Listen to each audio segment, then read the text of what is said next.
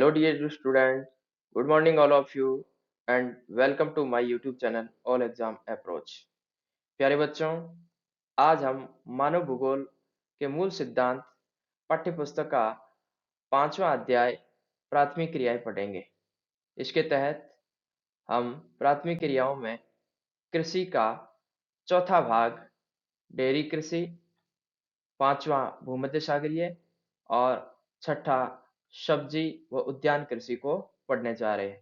प्यारे बच्चों, इस तरह से हम सबसे पहले पढ़ेंगे डेयरी कृषि को। क्या है बच्चों?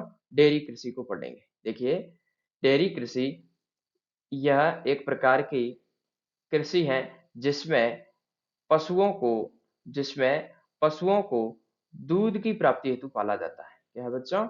डेयरी कृषि में क्या होता है? पशुओं को दूध की प्राप्ति के लिए पाला जाता है और दूध की प्राप्ति के लिए जो पशुओं को पाला जाता है उसे क्या कहते हैं प्यारे बच्चों? डेयरी कृषि। यानी क्या है? दूध के लिए दूध के लिए क्या है? डेयरी की स्थापना की जाती है। दूसरी विशेषता क्या है बच्चों? इसके तहत पशुओं के स्वास्थ्य पशुओं के स्वास्थ्य, प्रजनन प्रजनन एवं नस्ल सुधार हेतु विशेष प्रयास किए जाते हैं। यानी क्या है बच्चों? कि जो डेयरी कृषि होती है इसमें यदि पशु बीमार पड़ता है तो उसके क्या है? स्वास्थ्य का ये ख्याल रखा जाता है, अर्थात क्या है? इलाज भी करवाया जाता है और साथ साथ में क्या है? प्रजनन क्रिया पर विशेष ध्यान दिया जाता है। यानी क्या है? निश्चित समय अंतराल बाद क्या है? उसे निषेचन क्रियाएं करवाई जाती हैं और इसके अलावा क्या है? पशुओं के नस्लों पर सुधार पर भी ध्यान दिया जाता है ताकि क्या है बच्चों? यहाँ पर क्या है? दुधारू पशुओं की प्राप्ति की जाए। अगली विशेषता है कि डेयरी कृषि में पशुओं की सुरक्षा हेतु छप्पर क्या है बच्चों? छप्पर और चारा संग्रहण केंद्र और क्या है बच्चों? चारे का संग्रहण केंद्रों की स्थापना की जाती है। यानी क्या है? पशुओं को विशेष सुरक्षा और क्या है? इनका पालन पोषण किया जाता है। सुरक्षा हेतु किसका निर्माण किया जाता है? छप्परों का। किसका किया जाता है? छप्परों का। और इसके अलावा क्या है? चारे का भी स्टॉक किया जाता है, यानी क्या है? संग्रहण किया जाता है। इसके अलावा यह कृषि औद्योगिक केंद्रों या औद्योगिक क्षेत्रों के निकट स्थापित की जाती है। औद्योगिक क्षेत्रों के निकट स्थापित की जाती है, यानी क्या है? जहां पर औद्योगिक क्षेत्र होंगे, अर्थात जहां पर क्या है? फैक्ट्री होगी। क्या होती है बच्चों? जहां पर फैक्ट्री यानी क्या है? कारखाना। क्या बच्चों? कारखाना। जहां पर क्या है? कारखाने इत्यादि होंगे वहां पर क्या है? डेयरी कृषि स्थापित की जाती है। इसका कारण क्या है? क्योंकि जो फैक्ट्री या कारखाने में काम करने वाले लोग हैं, ये क्या है? जो दैनिक जीवन में उपयोग के लिए दूध का प्रयोग करते हैं। इस कृषि को सुव्यवस्थित संचालित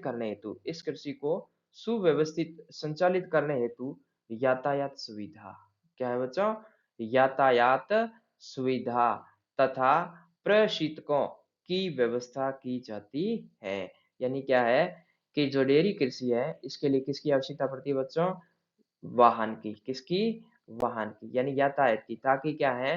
कि जो ताजा दूध प्राप्त हुआ है इसकी सप्लाई समय पर की जा सके। इसलिए तो क्या है? यातायात की जरूरत रहती है। और इसके अलावा किसकी बच्चों? प्रशीतकों की। किसकी?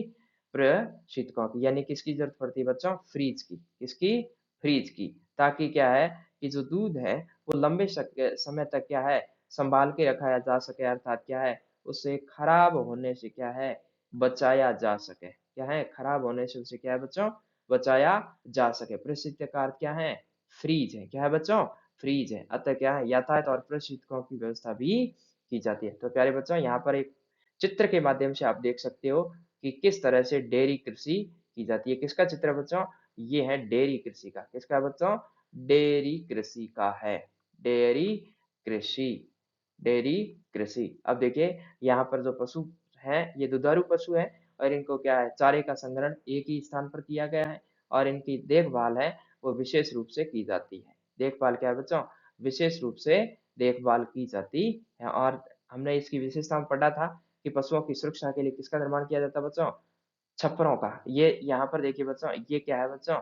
ये है आपके छपरे हैं जहाँ पर क्या है? वर्षा और धूप से बचाने के लिए इनका निर्माण किया गया है ना? क्या है? धूप से बचाव के लिए इसका निर्माण किया गया है। तो इस तरह से ये क्या थे हमारे बच्चों? डेयरी कृषि थी। अब हम इसमें पढ़ेंगे कि विश्व के किन-किन क्षेत्रों में यह डेयरी कृषि की जाती है। तो प्यारे बच्चों, यहाँ पर प्रमुख क्षेत्रों के नाम लिखे हुए हैं। क्या है बच्चों? यहाँ पर प्रमुख क्षेत्रों के नाम लिखे हुए हैं और प्रमुख क्षेत्रों में पहला क्षेत्र कौन सा बच्चों? कनाडा है। कौन सा बच्चों? कनाडा। तो यहाँ पर क्या है, हम क्या है एक-एक को क्षेत्र क्षेत्र को क्या करेंगे? विश्व के मानचित्र में भी पढ़ेंगे। दूसरा कौन सा है? न्यूजीलैंड। तीसरा तस्मानिया। चौथा उत्तर पश्चिम यूरोप का क्षेत्र। फिर दक्षिण पूर्व ऑस्ट्रेलिया। तो प्यारे बच्चों, एक-एक को हम विश्व के मानचित्र में दर्शाते हैं। तो सबसे पहले जो डेयरी फार्मिंग का क्षेत्र है, इससे संबंधित बोर्ड परीक्षा में मानचित्र पूछा जा सकता है। तो क्या है बच्चों? सबसे पहले हम किसको प्रमुख क्षेत्रों में कनाडा को दर्शाएंगे। कनाडा को जो देश है, ये कौन से महाद्वीप में बच्चों? उत्तरी अमेरिका में। कौन से बच्चों?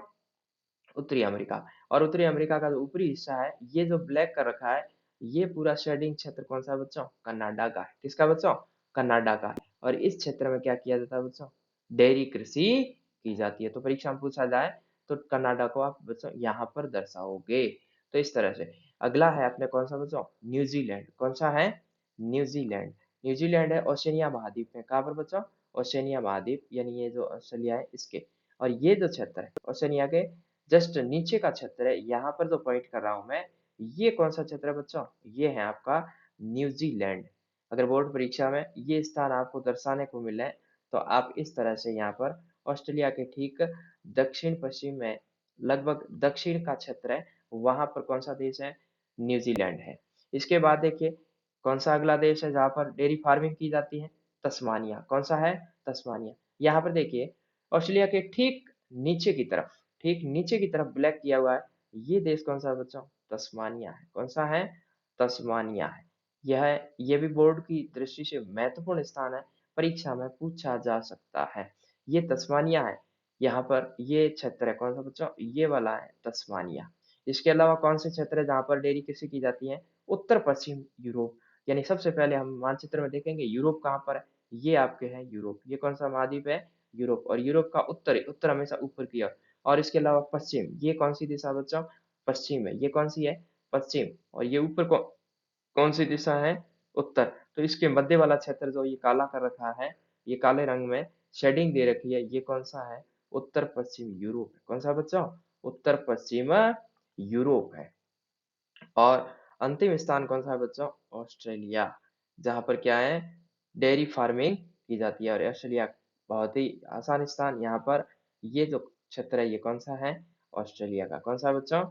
ये आपके हैं ऑस्ट्रेलिया। कौन सा है? ऑस्ट्रेलिया। तो प्यारे बच्चों, इस तरह से क्या है कि मानचित्र के माध्यम से हम क्या डेयरी फार्मिंग के क्षेत्रों को यहाँ पर दर्शाएंगे जो वैश्विक क्षेत्र माने गए हैं। अब देखिए बच्चों, कृषि का अगला छठा प्रकार पढ़ने जा रहे हैं, भूमध्य सागरीय कृषि। कौन सी बच्चों? भूमध्य सागरीय कृषि। अब देखिए बच्चों, इसका नामकरण इसलिए हुआ, क्यों? क्योंकि यह कृषि कहाँ पर की जाती है? भूमध्य सागर के निकट वाले क्षेत्रों में की जाती है। कहाँ पर की जाती है? जो विश्व में भूमि के मध्य में जो सागर है, भूमध्य सागर। कौन सा बच्चों? भूमध्य सागर। और भूमध्य सागर की स्थित लोकेशन क्या है बच्चों? यह यूरोपीय क्षेत्र और जो अफ्रीका महाद्वीप है, यूरोप और अफ्रीका महाद्वीप है, इनके बीच में है वो कौन सा क्षेत्र है? वो है आपके भूमध्य सागर। कौन सा है? भूमध्य सागर है। तो विशेष करके यहाँ पर ये कृषि की जाती है। अब देखो भूमध्य सागरीय कृषि की विशेषताएं क्या है? पहली विशेषता है बच्चों कि यह कृषि है, ये अति विशिष्ट प्रकार की। कैसे प्रकार की? अति विशिष्ट प्रकार की कृषि। अति विशिष्ट का अर्थ है वेरी स्पेशल। क्या है बच्चों? वेरी स्पेशल प्रकार की है। कैसी है बच्चों? ये क्या है? वेरी स्पेशल टाइप की है ना? वेरी स्पेशल प्रकार की है, यानी बहुत ही विशिष्ट प्रवृत्ति या प्रकार की ये कृषि है। आगे क्या लिखा है कि यह कृषि भूमध्य सागर के जलवायु क्षेत्रों में की जाती है। यानी इसका विस्तार कहाँ है बच्चों? भूमध्य सागर का जो क्षेत्र है, जो जलवायु क्षेत्र है, वहां पर यह की जाती है। और इसलिए इसे क्या क्या कहा जाता है बच्चों? भूमध्य सागरीय कृषि कहा जाता है। क्यों? क्योंकि ये कहाँ पर की जाती है बच्चों? भूमध्य सागर के जलवायु क्षेत्रों में। कहाँ पर बच्चों? जो भूमध्य सागर है, उनका जो जलवायु क्षेत्र है वहां पर की जाती है, इसलिए इस कृषि को क्या कहते हैं? भूमध्य सागरीय कृषि कहा जाता है। यह कृषि दक्षिणी यूरोप यानी यूरोप का कौन सा दक्षिणी हिस्सा तथा उत्तरी अफ्रीका में की जाती है। अब देखिए इस बात को समझने का प्रयास कीजिए। इसमें कहा गया है कि ये कृषि मुख्यतः कौन से क्षेत्र, पहले तो बताया भूमध्य सागर, और भूमध्य सागर की लोकेशन देखिए इन्होंने क्या बताई। यहाँ पर वापस देखिए कि दक्षिणी यूरोप यानी यूरोप महाद्वीप ये, और उसका नीचे का भाग ये कौन सा है? यूरोप का दक्षिणी भाग है। ये नीचे का कौन सा भाग है बच्चों? ये आपके यूरोप का दक्षिणी भाग है।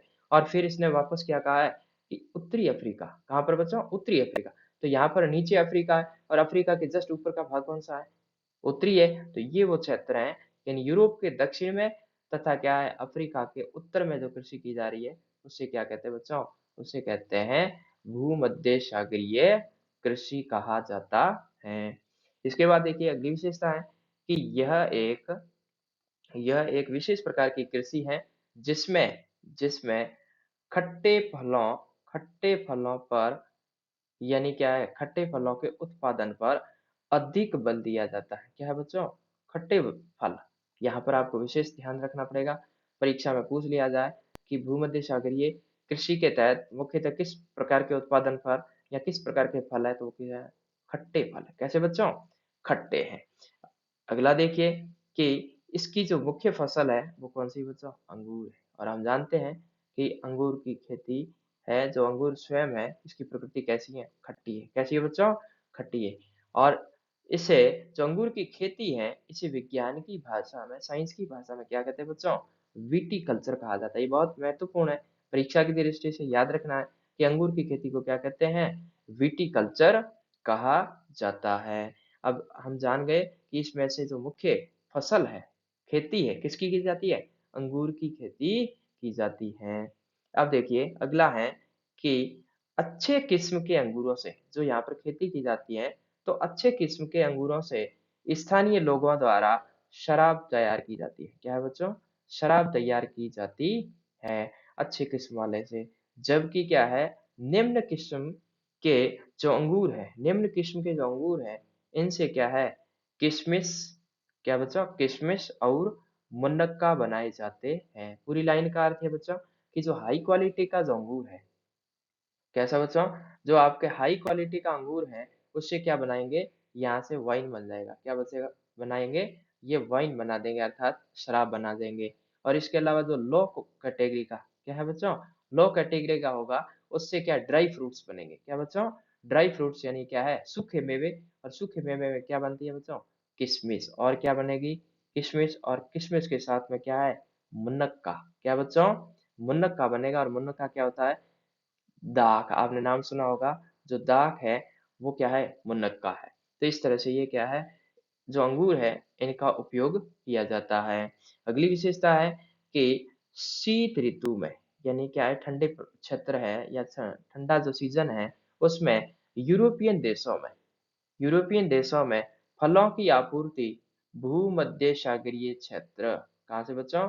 भूमध्य सागरीय क्षेत्रों द्वारा की जाती है। यानी जो सर्दियों के दिनों में जब फलों की जो आपूर्ति है वो कहाँ पर? यूरोपियन देश, यूरोप महाद्वीप के जो देश है वहां पर किसके द्वारा की जाती है बच्चों?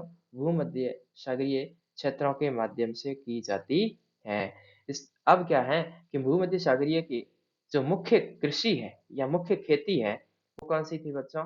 अंगूर थी। यहाँ पर आपको दिखा रहा हूँ, वैसे दिखाने की आवश्यकता नहीं है क्योंकि देख कर ही क्या है, मुँह में पानी आ ही जाता है। तो ये बच्चों क्या है आपके सामने, ये किसका चित्र है? ये है ग्रेप्स का। किसका है बच्चों? ये है आपके ग्रेप्स यानी क्या है? अंगूर है ना? इस तरह से ये क्या है? अंगूर का फोटो है। और ये कैसे होते हैं बच्चों? खट्टे होते हैं। इसलिए क्या है, इन्हें देखकर हमेशा क्या है, मुँह में पानी आ जाता है। क्या है बच्चों? मुँह में पानी आ जाता है। और ये कैसी, ये किसकी मुख्य फसल है? भूमध्य सागरीय कृषि की। किसकी है बच्चों? भूमध्य सागरीय कृषि की। भूमध्य सागरीय कृषि की परीक्षा में पूछ ले कि मुख्य फसल या खेती कौन सी है, तो अंगूर की खेती। कौन सी बच्चों? अंगूर की खेती। क्यों? क्योंकि यहाँ पर मुख्यतः कौन सी फसलें बोई जाती है? जो कैसी हो? प्रकृति में खट्टी हो। कैसी बच्चों? प्रकृति में कैसी होनी चाहिए वो? खट्टी है। कैसी है वो? खट्टी है। आगे हम इसका कृषि का सातवां प्रकार पढ़ने जा रहे हैं। नाम है बाजार के लिए सब्जी खेती और उद्यान कृषि। और कौन सी? उद्यान कृषि। तो देखिए इसकी विशेषताएं क्या क्या है। इस प्रकार की कृषि में वे फसलें बोई जाती हैं जिनमें जिनमें किसानों को अधिक आमदनी प्राप्त हो। क्या है बच्चों? किसानों को अधिक आमदनी प्राप्त हो तथा जिनकी मांग बाजार में अधिक हो। यानी उसमें केवल वही कृषि की जाती है जिनसे क्या है, किसान यानी खेती करने वाला जो कृषक है उससे क्या है, अधिक लाभ, है ना, आमदनी अर्थात क्या है, बेनिफिट ज्यादा हो। और साथ साथ में क्या है, बाजार यानी क्या है, मार्केट में जो आपकी क्या है, जो कृषि है इसकी डिमांड बहुत ज्यादा हो। क्या हो बच्चों? उसकी डिमांड यानी मांग ज्यादा हो, वो वही कृषि की जाती है। अगली विशेषता है, इसमें लिखा है कि जैसे विभिन्न प्रकार की सब्जी है, फल है, ये क्या है, फूल है। क्या है बच्चों? फूल है। इनकी क्या है, मुख्यतः कृषि की जाती है और इनकी बाजार में सदैव और सदैव क्या है, मांग भी बनी रहती है। और जब किसान इसको मार्केट में उतारता है तो उसे अच्छी आमदनी भी प्राप्त होती हैं। तो इस तरह से आप ध्यान रखना कि इसमें मुख्यतः सब्जी, फूल और फल शामिल है। अगली विशेषता क्या है बच्चों? लिखा है कि इस प्रकार की कृषि में जोतों का आकार है बच्चों, वो क्या है, छोटा होता है तथा इस प्रकार की कृषि में इस प्रकार की कृषि में अधिक श्रम, लेबर है वो अधिक और अधिक पूंजी की आवश्यकता होती है। तो प्यारे बच्चों आप समझ गए होंगे कि इसमें क्या है, खेत छोटे छोटे होते हैं। जोतों का आकार छोटा होने का अर्थ क्या है कि खेत कैसे होते हैं बच्चों, छोटे होते हैं। कैसे होते हैं? छोटे होते हैं। और साथ में क्या है इसकी विशेषता कि यह कृषि है, इसमें क्या है, अधिक श्रम यानी लेबर है वो क्या है, अधिक चाहिए, यानी मेहनत बहुत ज्यादा करनी पड़ती है। और साथ साथ में क्या है, पूंजी की जरूरत भी यानी धन है, पैसे भी वो क्या है, ज्यादा खर्च करने होते हैं। यानी श्रम और पूंजी दोनों क्या है बच्चों, अधिक चाहिए होती हैं। अगली विशेषता है कि यह कृषि मुख्यतः अधिक जनसंख्या घनत्व, क्या है बच्चों, अधिक जनसंख्या घनत्व वाले औद्योगिक क्षेत्रों में की जाती है।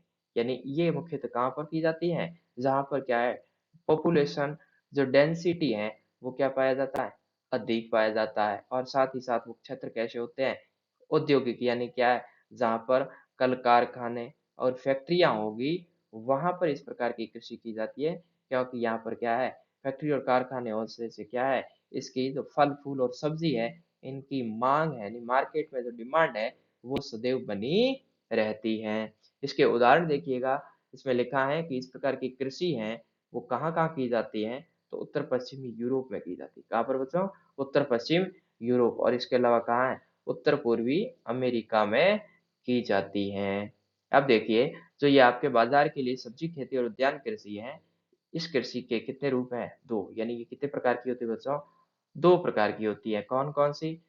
सब्जी कृषि और उद्यान कृषि। क्यों? क्योंकि पहले से नाम में ही यही है कि सब्जी खेती है, उद्यान कृषि। तो सबसे पहले सब्जी कृषि को, ये देखो इसमें सब्जी कृषि आएगी, और दूसरा क्या आएगा बच्चों, उद्यान कृषि आएगा। देखिए इसका हम एक चित्र के माध्यम से देखते हैं कि किस तरह से बाजार के लिए जो सब्जी खेती और क्या है, उद्यान कृषि तैयार की जाती है। देखिए बच्चों, ये चित्र है जिसमें क्या है कि जो तरीका है कृषि करने का, ये वैज्ञानिक तरीका है। कैसा बच्चों? वैज्ञानिक तरीका है। और वैज्ञानिक तरीका इसलिए अपनाया जाता है ताकि क्या है, कम समय में अधिक और मात्रा में क्या है, उत्पादन किया जा सकता है। क्या बच्चों? अधिक उत्पादन किया जा सकता है। और यहाँ पर क्या है, शुद्धतम रूप से क्या है, कृषि की जाती है। इस तरह से क्या है, यहाँ पर विशेष प्रकार की तकनीकी अपनाकर बूंद बूंद तकनीक से पानी देकर ये क्या है, कृषि प्राप्त की जाती है। तो प्यारे बच्चों, अब हम क्या है कि इसके जो दो भाग है उसमें से पहला भाग पढ़ने जा रहे हैं, सब्जी कृषि। क्या बच्चों? सब्जी कृषि। सब्जी कृषि किसे कहेंगे? लिखा है कि वाणिज्यिक उद्देश्यों की पूर्ति हेतु सब्जी उत्पादन करना क्या कहलाता है बच्चों? सब्जी कृषि कहलाता है। पुनः देख लीजिए, इसमें क्या है, वाणिज्यिक उद्देश्य। वाणिज्य का अर्थ है कि व्यापारिक उद्देश्य की पूर्ति करना। और जब किसी चीज में व्यापारिक उद्देश्य हो तो उसमें क्या बात रहती है, धन कमाने के उद्देश्य से। और धन कमाने के लिए क्या है, उसे क्या करना पड़ेगा, सब्जी को क्या करना पड़ेगा, मार्केट में बेचना पड़ेगा। क्या करना पड़ेगा बच्चों, मार्केट में बेचना पड़ेगा। तो मार्केट में बेचकर जो कृषि उत्पादन लिया जाता है, अर्थात क्या है, अधिकतम अधिकतम उत्पादन लिया जाता है, वो क्या कहते हैं, सब्जी कृषि कहते हैं। इस प्रकार की कृषि व्यवस्थाओं को सुदृढ़ करने के लिए यातायात की महत्वपूर्ण भूमिका रहती है। यानी कि आपको सब्जी कृषि को और व्यवस्थित चलाना है तो सबसे महत्वपूर्ण भूमिका किसकी रहती है, यातायात की। क्यों, क्योंकि बच्चों जो सब्जी का उत्पादन हुआ है उससे क्या है, बाजार तक पहुंचाने के लिए, कहाँ तक, बाजार तक पहुंचाने के लिए किसकी जरूरत पड़ती है, यातायात की। किसकी जरूरत पड़ती है बच्चों, यातायात की जरूरत पड़ती है। और इसी यातायात के माध्यम से क्या है कि सब्जी को मार्केट में बेचा जा सकता है निश्चित समय रहते। और उदाहरण के तौर पर यातायात में क्या चाहिए होता है बच्चों, ट्रक। क्या चाहिए होता है, ट्रक। ट्रक के माध्यम से क्या है कि एक शहर से दूसरे शहर तक सब्जी को पहुंचाया जा सकता है।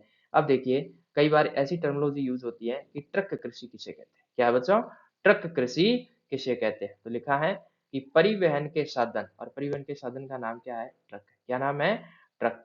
परिवहन के साधन ट्रक के द्वारा फार्म हाउस से, फार्म हाउस यानी जहां पर क्या है, सब्जी का उत्पादन हुआ था। क्या है बच्चों, जहां पर क्या है, सब्जी हमें प्राप्त हुई थी, जहां पर सब्जी बोई गई थी, वहां पर जो क्षेत्र है, फार्म हाउस से बाजार तक, फार्म हाउस से क्या है, बाजार तक सब्जी को वितरण हेतु यानी वहां पर डिस्ट्रीब्यूट करने के लिए ले जाया जाता है, और उसे क्या कहते हैं बच्चों, ट्रक कृषि कहते हैं। क्यों, क्योंकि इसका जो परिवहन है वो किसके माध्यम से किया जाता है, ट्रक के माध्यम से किया जाता है। और क्या है, फार्म हाउस जहाँ पर कृषि उत्पादन हुई, वहां से इसे कहाँ भेजा जाता है, मार्केट भेजा जाता है। कहाँ भेजा जाता है बच्चों, मार्केट भेजा जाता है। और इसमें ट्रक का उपयोग किया जाता है, इसलिए इसे क्या कहते हैं बच्चों, ट्रक कृषि कहा गया है। अब देखिए इसका दूसरा प्रकार है उद्यान कृषि। कौन सा बच्चों, उद्यान कृषि। उद्यान कृषि में देखिए इसकी विशेषता क्या है, उद्यान कृषि में फल व फूलों, फल और फूलों का उत्पादन व्यापारिक दृष्टि से, फल व फूलों का उत्पादन क्या है बच्चों, व्यापारिक दृष्टि से करना ही क्या कहलाता है, उद्यान कृषि कहलाता है। क्या कहलाता है बच्चों, उद्यान कृषि कहलाता है। यानी क्या है, यहाँ पर फल और फूल उत्पादित करेंगे और साथ में उद्देश्य क्या रहेगा, व्यापार, यानी क्या है कि व्यवसायिक रूप रहेगा, ताकि इनको क्या है, बाजार में बेचकर धन कमाया जा सके। क्या किया जा सके, धन कमाया जा सके।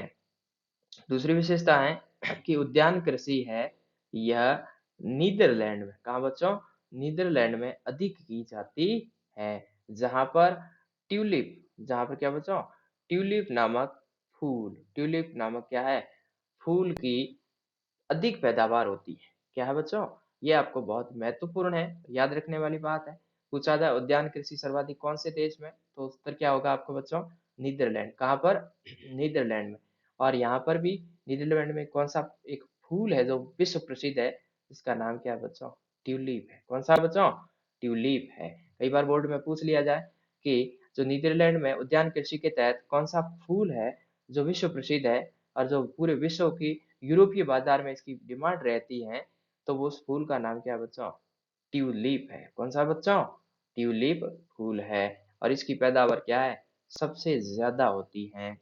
और अगला लिखा है कि ट्यूलिप का निर्यात, निर्यात संपूर्ण यूरोप में होता है, और भारत में इसका उत्पादन है वो क्या है, हिमालय के क्षेत्रों में किया जाता है। यानी क्या लिखा है कि ये जो ट्यूलिप है आपके नीदरलैंड में, इसका निर्यात, निर्यात का अर्थ है दूसरे अन्य देश को भेजना, अन्य देश को भेजना। और ये कहाँ कहाँ भेजा जाता है नीदरलैंड से, संपूर्ण यूरोप, यूरोप का क्या है, सभी देशों में। संपूर्ण यूरोप का अर्थ क्या है, यूरोप के सभी देशों में इसका निर्यात किया जाता है। और भारत में ट्यूलिप कहाँ होता है, भारत में ट्यूलिप है वो कहाँ होता है बच्चों, हिमालय क्षेत्र में होता है। कहाँ होता है, हिमालय क्षेत्र में होता है, हिमालय क्षेत्र में इसका उत्पादन किया जाता है। अगले देखिए लिखा है कारखाना कृषि। देखिए बच्चों कारखाना कृषि किसको कहेंगे, औद्योगिक इकाइयों के निकट की जाने वाली कृषि क्या कहलाती है बच्चों? कारखाना कृषि कहलाती है। और इसके तहत दुग्ध उत्पादन और कुक्कुट पालन को शामिल किया गया है। क्या किसको किया गया बच्चों? कुक्कुट पालन को शामिल किया गया है। देखिए, कारखाना कृषि किसे कहेंगे? यानी कारखानों के पास में। औद्योगिक इकाई का अर्थ क्या होता है बच्चों? कारखाने। किसके? कारखाने। कारखानों के पास जो कृषि की जाती है या स्थापित की गई है, उसे क्या कहते हैं? कारखाना कृषि कहते हैं। और जो यहाँ पर जो कृषि की जाती है, इसमें किसका सर्वाधिक क्या है? दूध उत्पादन किया जाता है। इसके अलावा क्या किया जाता है? कुक्कुट पालन किया जाता है। अगली विशेषता है कि औद्योगिक इकाइयों से पशु आहार की आपूर्ति होती है। यानी क्या है कि जो ये दुग्ध उत्पादन के लिए डेयरी लगाएंगे, इस डेयरी से दूध कारखाने में कार्य करने वाले श्रमिकों को प्राप्त होगा। लेकिन ये श्रमिक जब फैक्ट्री में काम करते हैं, यानी औद्योगिक इकाइयों में काम करते हैं, तो इस दौरान क्या है, पशु आहार का जो निर्माण करते हो, ये क्या है, किसानों को आसानी से वहीं से ही उपलब्ध हो जाता है। अब देखिए बच्चों, हमने इसमें उद्यान कृषि में पढ़ा कि विश्व प्रसिद्ध एक फूल है जिसका नाम क्या बच्चों? ट्यूलिप है। और ये कहाँ मिलता है? सर्वाधिक न्यूजीलैंड उत्पादन नीदरलैंड में है। कहाँ है बच्चों? नीदरलैंड में। कहाँ पर है? नीदरलैंड में इसका उत्पादन सर्वाधिक है। कोई देखना चाहे तो इस प्रकार का ये फूल है। और ये सामान्यतः क्या है? गंधहीन है। कैसा है? गंधहीन है। हालांकि ये बहुत ही सुंदर फूल है। कैसा है? ट्यूलिप है। और ये कहाँ पर है? सर्वाधिक उत्पादन इसका कहाँ पर होता है? नीदरलैंड में होता है। अब देखिए, इससे आगे अपन क्या है, कृषि को पढ़ेंगे। लेकिन कृषि का जो प्रकार है उसका आधार परिवर्तित हो गया है। अब हम कृषि को पढ़ेंगे संगठन के आधार पर। किस पर आधार पर? संगठन के आधार पर क्या है? कृषि के प्रकार को पढ़ेंगे। कृषि के प्रकार को संगठन यानी क्या है? संख्या के आधार पर। लोगों की क्या है बच्चों? संख्या के आधार पर। कृषि के प्रकार कितने हैं बच्चों? दो है। कितने हैं? दो प्रकार। कौन कौन से? पहला है सहकारी। पहला कौन सा बच्चों? सहकारी। और दूसरा कौन सा है बच्चों? सामूहिक। दूसरा कौन सा है? सामूहिक। सामूहिक कृषि। सामूहिक कृषि। तो संगठन के आधार पर परीक्षा में पूछे तो कृषि कितने प्रकार की कृषि होती है? दो प्रकार की। कौन कौन सी? सहकारी कृषि। और दूसरा कौन सा रूप है? सामूहिक कृषि। तो प्यारे बच्चों, सबसे पहले हमें पढ़ेंगे कि सहकारी कृषि किसे कहते हैं। देखिए, कोऑपरेटिव जो एग्रीकल्चर है, फार्मिंग है, इसमें लिखा है कि जब किसानों का एक समूह आपसी सहमति से, क्या बच्चों? आपसी सहमति से अधिक लाभ कमाने के उद्देश्य से अधिक लाभ कमाने के उद्देश्य से सहकारी संस्था बनाकर कृषि करता है। क्या करता है? सहकारी संस्था बनाकर कृषि करता है। उसे क्या कहते हैं बच्चों?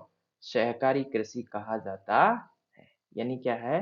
पुनः देखिए, इसमें क्या है कि किसान है वो एक समूह का निर्माण करते हैं। और समूह में क्या रहती है? आपसी सहमति रहती है। क्या है? आपस में क्या है? एक दूसरे से एग्री होते हैं एक समझौते के तहत। और इसमें उद्देश्य ये होता है कि अधिक से अधिक क्या है? लाभ कमाएंगे। और इस उद्देश्य से वो क्या है? एक संस्था का निर्माण करते हैं। और वो संस्था कैसी होती है? कोऑपरेटिव इंस्टीट्यूट होता है, यानी सहकारी संस्था होती है। और इसलिए इसे क्या कहते हैं? सहकारी कृषि कहा जाता है। अगली विशेषता देखिए, लिखा है कि इस कृषि में उपयोग में ली जाने वाली या ली जा सकने वाली, क्या है? ली जा सकने वाली भूमि पर किसानों का व्यक्तिगत अधिकार, क्या है बच्चों? व्यक्तिगत अधिकार रहता है। तथा इससे होने वाले उत्पादन पर संपूर्ण समूह का सामूहिक अधिकार रहता है। देखिए, इसमें एक समझने वाली बात लिखा है कि जो यहाँ पर जो कृषि होगी, इस पर तो क्या बच्चों? जिस किसान की होगी उसका क्या है? व्यक्तिगत अधिकार होगा। इसमें सरकार का कोई हस्तक्षेप नहीं होगा। यानी किसान की जो कृषि खेती है, इस पर व्यक्तिगत अधिकार होगा। और जो इससे उत्पादन प्राप्त होगा, यानी खेती के दौरान जो धान इत्यादि प्राप्त होगा, इस पर क्या है? जो संस्था बनी है उसका सामूहिक अधिकार होगा। यानी सभी को क्या है? बराबर बराबर हिस्सेदारी मिलेगी। अगली विशेषता देखिए बच्चों कि किसानों द्वारा, क्या बच्चों? किसानों द्वारा किसानों द्वारा निर्मित सहकारी संस्था है जो आपके, यह फसल खराब होने की स्थिति पर किसानों को सहायता प्रदान करती है। क्या है बच्चों, इसमें अगर फसल खराब हो जाती है तो ये जो आपके सहकारी संस्था का जो निर्माण हुआ है, ये क्या करे, ये जो किसानों को जो नुकसान हुआ है उसकी भरपाई हेतु क्या है, हेल्प देगी। इसके अलावा इसकी विशेषता है कि जो सहकारी संस्था है ये कृषि उत्पादों को, किसको बच्चों, कृषि उत्पादों को अपनी शर्तों के अनुसार बाजार में बेचती है। यानी क्या है, इसमें जो भाव इत्यादि है वो क्या है, यह संस्था तय करती है कि मार्केट में किस भाव से बेचना है। अब एक और उदाहरण आ गया है, लिखा है कि विश्व में जो सहकारी कृषि है, कौन सी बच्चों, सहकारी कृषि है, इसका सर्वाधिक उत्पादन कहाँ होता है, इसका सर्वाधिक उत्पादन विश्व में कहाँ होता है, तो उस देश का नाम क्या है बच्चों, डेनमार्क है। बोर्ड परीक्षा की दृष्टि से महत्वपूर्ण है, जो एमसीक्यू या फिर छोटे लघु क्वेश्चन है उसमें पूछा जा सकता है कि विश्व में सर्वाधिक सहकारी कृषि का उत्पादन कौन से देश में किया जाता है, तो प्यारे बच्चों आपका उत्तर क्या होगा, डेनमार्क होगा। तो प्यारे बच्चों, इस तरह से हमारा जो संगठन के आधार पर जो पहला प्रकार है सहकारी कृषि उसको पढ़ा है। अब हम क्या है, इसका दूसरा प्रकार पढ़ने जा रहे हैं, जिसका नाम क्या है बच्चों, सामूहिक कृषि। कौन सा है बच्चों, सामूहिक कृषि। और सामूहिक कृषि किसे कहते हैं, देखिए सामूहिक कृषि में देखिए बच्चों, सामूहिक कृषि में लिखा है कि इस कृषि में उत्पादन के साधनों पर, इस कृषि पर उत्पादन के साधनों पर समाज यानी सरकार का क्या होता है, अधिकार होता है। क्या होता है, सरकार का क्या है बच्चों, अधिकार होता है। उसमें और इसमें अंतर है, उसमें क्या है, लोगों का व्यक्तिगत उत्पादन पर व्यक्तिगत अधिकार था, जबकि इस पर क्या है बच्चों, समाज का सामूहिक अधिकार रहता है। यह कृषि किसान और सरकार के मध्य आपसी समझौते के तहत होती है, चूंकि चूंकि इस पर सरकार का पूर्ण नियंत्रण होता है। यानी ये कहना चाह रहा है कि किसान और सरकार के मध्य समझौते के तहत की जाती है, फिर भी सर्वे सर्वा कौन होता है, इसमें सरकार होती है। सामूहिक कृषि में कौन होती है बच्चों, सरकार होती है। वो कौन सी होती है, पूर्ण नियंत्रण इसका ही रहता है। अगली विशेषता है कि इस कृषि में होने वाले उत्पाद के मूल्य, इस कृषि में होने वाले उत्पाद के मूल्य का निर्धारण सरकार द्वारा किया जाता है। किसके द्वारा किया जाता है बच्चों, सरकार के द्वारा किया जाता है। फिर लिखा है हालांकि इसमें किसानों की सहमति रहती है, यानी किसानों से सहमति ली जाती है, लेकिन इसका निर्णय कौन करता है बच्चों, सरकार करती है। तो इसमें ध्यान रखने वाली बात है कि इससे पहले हमने जो सहकारी कृषि पढ़ी थी उसमें क्या है कि मूल्य का निर्धारण सहकारी संस्था करती थी। कौन सी करती थी बच्चों, उस उसमें कौन सी करती थी, सहकारी संस्था करती थी, जबकि इसमें कौन करेगा, सरकार करेगी। अगर आपको इसमें अंतर पूछा जाए तो आप इस तरह से अंतर लिखोगे। अब देखिए इसकी अगली विशेषता क्या है, लिखा है कि इस प्रकार की कृषि के उदाहरण पूर्व सोवियत संघ यानी यूएसएसआर, किसकी बात की जा रही है बच्चों, पूर्व सोवियत संघ कौन सा, यूएसएसआर की बात की जा रही है, यहाँ पर देखने को मिलते हैं। यानी यूएसएसआर के जो संघ के राष्ट्र है वहां पर क्या है, सामूहिक कृषि के उदाहरण देखने को मिलते हैं। और इन क्षेत्रों में क्या है, इस कृषि को क्या कहते हैं, कोल खहोज कहा जाता है। क्या बच्चों, कोल कोल खहोज कहा जाता है, कोल खहोज कहा जाता है। ये भी परीक्षा में पूछा जाता है कि सामूहिक कृषि का अन्य नाम क्या है, सोवियत क्षेत्रों में इसे क्या कहते हैं, कोल खहोज कहा जाता है। तो प्यारे बच्चों, इस तरह से संगठन के आधार पर कृषि के दोनों भाग पूरे होते हैं। और इस तरह से हमारा जो अध्याय नंबर 5 है वो हमारा आज पूर्ण होता है। इसके कुल 6 पार्ट है और आज हमने क्या छठा पार्ट है वो पूर्ण कर दिया है। आशा करता हूँ कि ये अध्याय आपको अच्छी तरह से समझ में आया होगा। वीडियो देखने के लिए धन्यवाद।